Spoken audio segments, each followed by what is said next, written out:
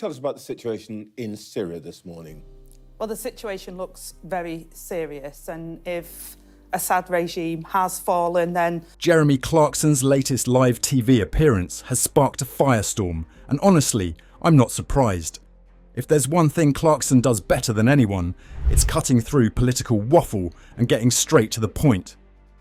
I'm interested in what you said about welcoming news, but before we do that, before I ask you about that, what do we know about British citizens in there? The number, their safety, anything that we...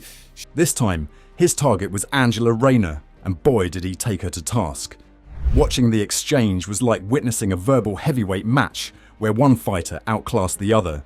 Clarkson didn't just disagree with Rayner, he dismantled her talking points with precision, wit, and that unapologetic style he's famous for. That news. But what we need to see is a political resolution in line with the UN resolutions, and we need to see civilians and infrastructure. Rayner started by laying out her perspective on the situation in Syria. She spoke about welcoming the fall of Assad and the need for a political resolution in line with UN resolutions. She also emphasised protecting civilians and infrastructure. We want to see the UN resolution implemented and a political solution. Syrians deserve to live in peace and safety, and that's what we want to see implemented. On paper, it sounded reasonable, but Clarkson wasn't having it. He zeroed in on what he called the empty optimism of her approach. Her repeated calls for UN resolutions and stability sounded like recycled soundbites with no real backbone to him. And let's be honest, he wasn't wrong. It happened over the weekend, and we continue to support our UK nationals. Okay. Well, you've been pretty clear you're glad to see the back of Assad. Clarkson pointed out that relying on the UN for stability in Syria is like hoping a leaky bucket will hold water. He questioned why politicians like Rayner always default to these lofty ideals without addressing the hard realities. What about the power vacuum that often follows the fall of regimes? What about the fact that some of the groups vying for control in Syria are no better or possibly worse than Assad? These sharp, uncomfortable questions cut through Rayner's polished responses, and she didn't seem to have any solid answers.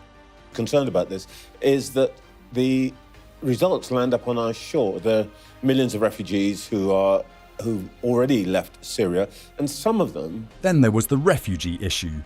Rayner talked about supporting refugees and ensuring that Syrian civilians could rebuild their lives. She mentioned Britain's efforts to evacuate its citizens and assist those in need. Clarkson, however, wasn't impressed. He didn't mince words about how such policies often lack foresight.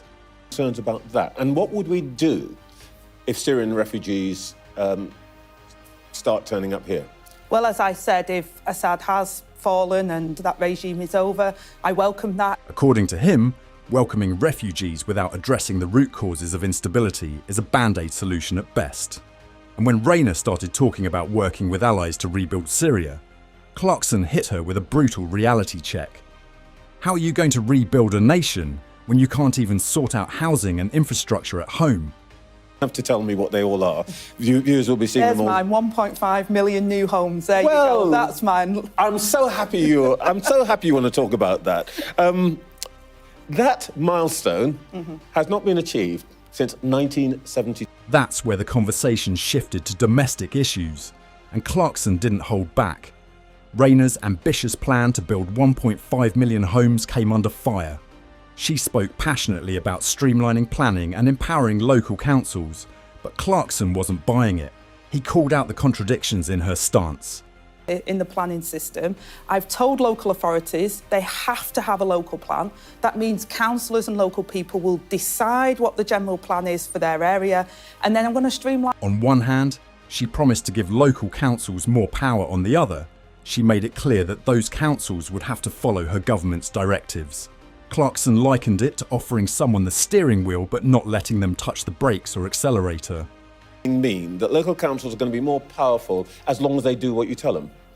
Well, kind of in a way, yes. But it'll be part of a consultation with them. So, first of all, our national planning... you're not going to consult. If you're telling them today, it's perfectly reasonable. One of the most telling moments came when Clarkson pressed her on what would happen if councils refused to meet housing targets.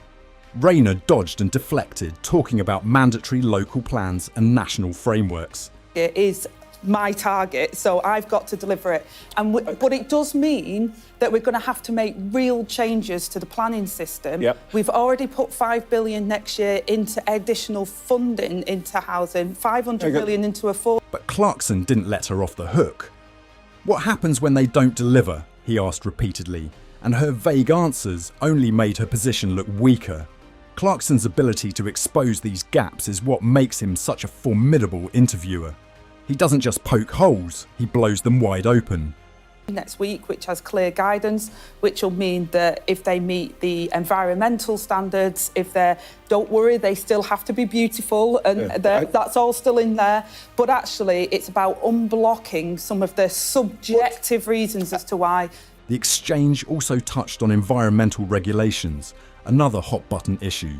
Rayner tried to strike a balance, saying that housing development shouldn't come at the expense of protecting wildlife.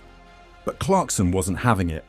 He sarcastically remarked about how certain species, like the black-legged kittiwake, seem to have more protection than humans who desperately need homes.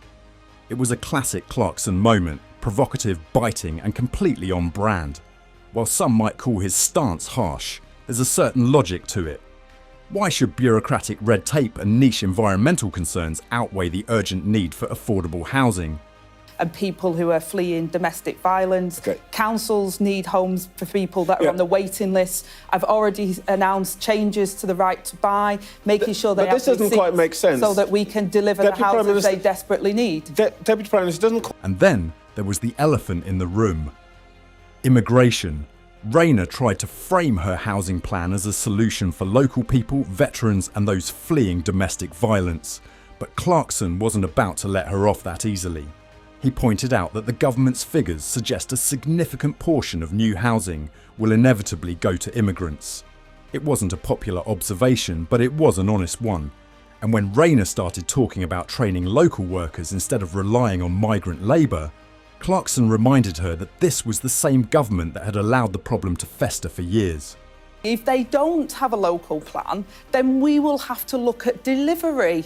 But they will have a local plan because they know that that's what they need to do. Councils are going to say, we have to have a local plan, we will deliver a local plan. They can have as many plans as you like. What made Clarkson's performance so compelling wasn't just his arguments, but his delivery. He has a way of saying things that make you sit up and listen, whether you agree with him or not. His bluntness can be polarising, sure, but it's also refreshing in a world where politicians often dance around the truth. Watching him dismantle Rayner's talking points felt less like a debate and more like a masterclass in cutting through the noise.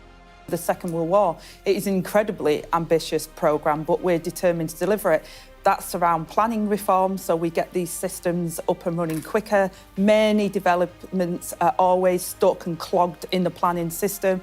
We have to have... Rayner, for her part, tried to hold her ground. She spoke about her determination to meet housing targets, her disdain for failure, and her belief in democracy and stability. But the more she talked, the more it felt like she was repeating the same points in different ways. All factors will be taken into account, but we can't have a situation where we have a desperate housing crisis and we can't resolve things like nutrient neutrality, which we believe we can, and making sure that we can make sure that nature's protected. Clarkson, on the other hand, kept pushing, kept questioning, and kept exposing the cracks in her arguments. It wasn't just about winning the debate, it was about holding her accountable, something that's all too rare in political interviews. So, what are your thoughts on this? Let us know in the comments below.